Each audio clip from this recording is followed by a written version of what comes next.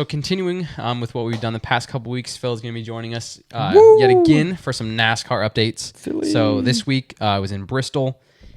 It didn't seem like there was that much going on. I was looking up kind of a couple of quick hitters. Is Kyle Larson led 462 out of the 500 laps. Wow. So that's a lot. So there wasn't that much movement, it seemed like. I know a couple of guys did get in or back into the playoffs, like Hamlin was a notable one. And then obviously we lost 4 drivers. But so now we're in the round of 12. But what did you see, Phil, from actually being there in person? I know you've been there a couple times. But what did you think about this race at Bristol? Well, it was the 4th most led laps ever. Actually, maybe third most ever at Bristol. Yeah, I saw that Cale Yarborough led 495 and 77. Did he win? Yeah. Okay, good. I forget what year it was, but he also led all 500 laps. Oh, wow. That is so boring. Jeez. 1979, I think it was 1979, he led all 500 laps. That's ridiculous. That's boring. So, it was very, very spread out. I mean, you had stage breaks. You had a couple wrecks. Joey Logano was in a wreck, had a wreck early, but nothing real much. I kept my eye on Denny Hamlin most of the night. Kind of wanted to see what he was going to do. I expected a good performance out of him, and man, he delivered. So I think he was 6th in the first stage, and he was 3rd in the second stage, and he ended up 4th, I believe. So he did what he had to do. That's a good night. He was -6 going in. He had to run well, and he did the whole night. And I kind of felt like his spotter in a way because I was most of the night seeing what he was doing. So he went all the way from what? He was in 9th going into it, and he jumped all the way to 6th. That's a great weekend. Yeah. I mean, he went. Yeah, he went up 3 spots. Started 8th, kind of got to the top 5 in the first stage, and then he had good pit stops going in. And that's how he kind of flattened out there. That's when it kind of just spread out, and really nobody had anything. Larson, in fact, when he crossed the line, second place Chase Elliott was just coming off turn 2. That's just how big of a lead he had. So, quite the dominant performance for him. So I know last week we had talked about the different tire compounds. Oh yeah. As far as last Bristol's race this year, and it obviously didn't go well for a lot of people. But you said Hamlin more maintained to actually get the win. How was that different this Bristol's race? Was there still a lot of tire malfunctions, or was it mostly just a normal race for the most part? Very, very normal. You wouldn't even know that there was a problem back in this totally different ball.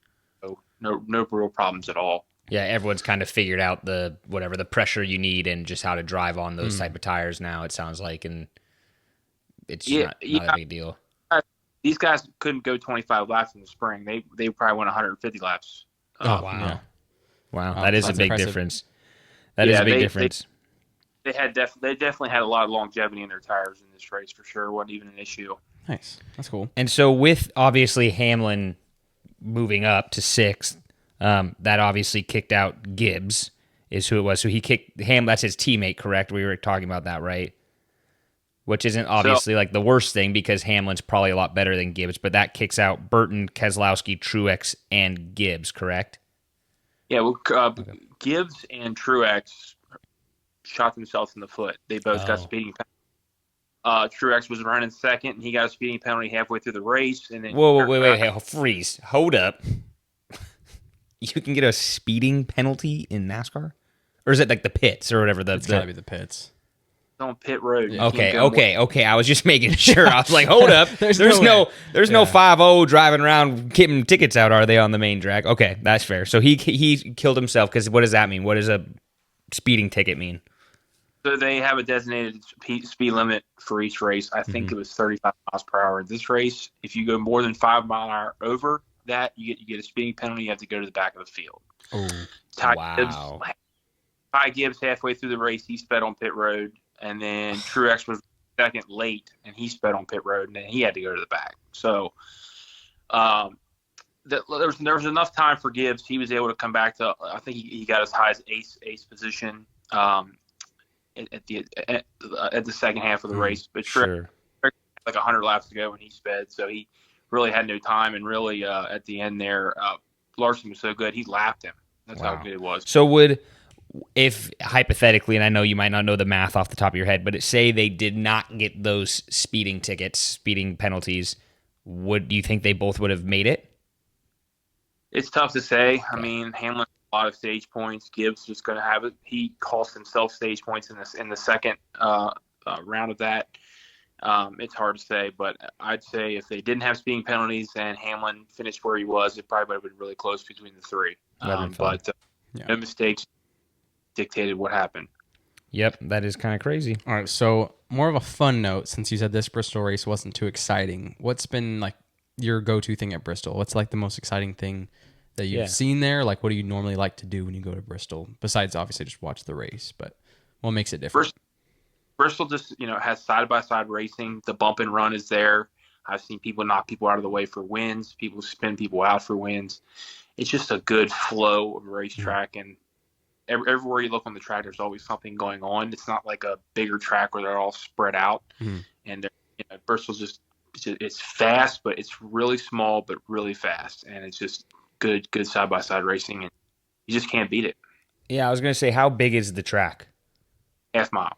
Oh, that's really small. I That's thought it was the like a same size as mile. Martinsville, or at least close, right?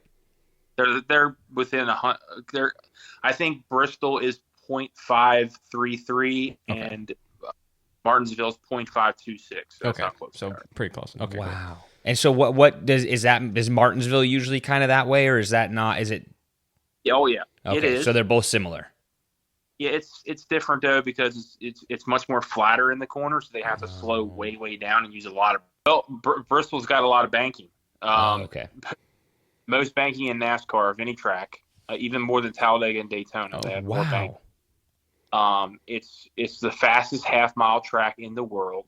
They're going around that place in 15 seconds. You go to Martinsville, they're going around in 20 seconds. Oh wow! Whoa, that's way faster. Holy crap! Yeah, that's just like literally slingshot engaged. Heck yeah! Some Talladega nights for you. Shake and bake. A lot of speed. And then Martinsville, it's more flat in the corners, so they have to slow down more. There's a lot more brake involved. So there's literally about a 5-second difference in speed, and that's a lot on it. And they still race one more time in Martinsville, right? Like the semifinals or whatever you want to call it, the second to last race is there. Yeah, I'll be there. It turns out I'm going to be at all the elimination races in the playoffs. So, nice. Wait, so then we go through this. You're going to go to Charlotte. Huh? You're going to is the other one Martinsville, and then are you going to Phoenix? No, I'm not going to Phoenix. Dang it. Thanks for listening to the Kinda Athletic podcast. Please like and subscribe to all our social media platforms, and make sure to come back next week to hear more from the Kinda Athletic podcast.